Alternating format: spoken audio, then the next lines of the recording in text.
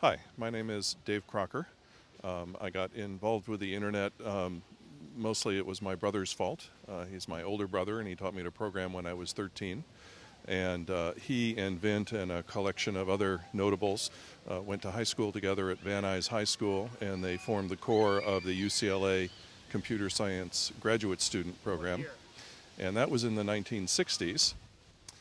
And I remember one day, I was living next door to my brother around 1969. He came, and I was studying psychology, and he came and showed me a printout of some packets going out from the UCLA computer and then coming back, because it was only going out to a little switching device.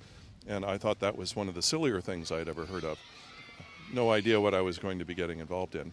In 1972, Vint hired me to work full-time on the project there, I was a college dropout needing to do something productive.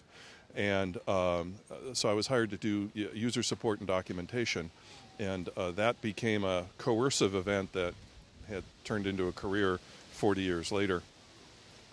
And my experiences with the net have more often than not been with email. I've been involved with some of the standards work there, but also other parts of it.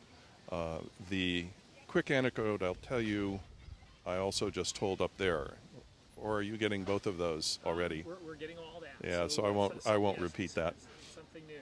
I mean, well, tell us about the impact of your contribution on the internet, what it means today. I mean, how far has this, how broad has this gotten? I mean, it's incredible what we're facing today. Well, as I said when I was up before, I hadn't really understood how broad the effect would be.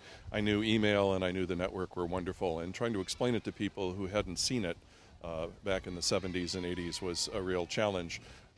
But my own work more often has been with the standardization of email, and for a very long time that was considered the killer app.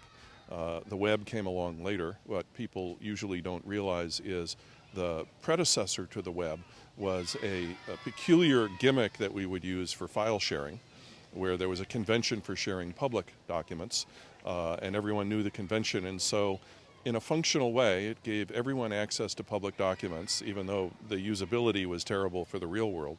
And that dates back to the early 1970s. We lived with that mechanism until Gopher and the web were invented in the late 80s. So for nearly 20 years, we used a file transfer protocol for that.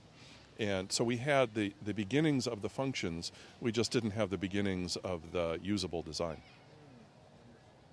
How would you inspire kids today to develop the next generation of great internet products or software services? The challenge is not just for kids, it's for adults doing serious work today. Judy Estrin commented on some of the challenges of doing good design. A design that is simple and can be delivered quickly and has a coherent, integrated philosophy behind it and can be extended, gives you something that's useful quickly and then can be evolved. Any idea that can be subjected to that kind of thinking. How can I do something that's useful quickly? How can I make it be designed coherently? And then how might I evolve it? You won't actually evolve it the way you plan, but if you're thinking about that, then you'll probably design it in a way that encourages it.